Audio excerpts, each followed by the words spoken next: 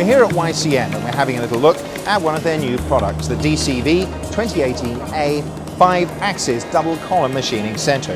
Now, one of the special features of this machine is the brand new control panel. Now, this is the latest product from Yongjin and also features a whole host of new features, and it's also fully customizable, but also still a little bit secret, so you'll have to find out more about it from the company themselves. Now, if we look in the spindle in this machine, this features a 70 kilowatt 18,000 RPM spindle.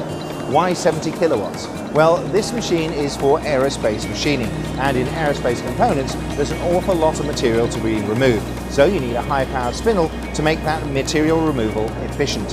Finally, we also have a collision monitoring system, so you don't need to worry about operational programming errors damaging your spindle.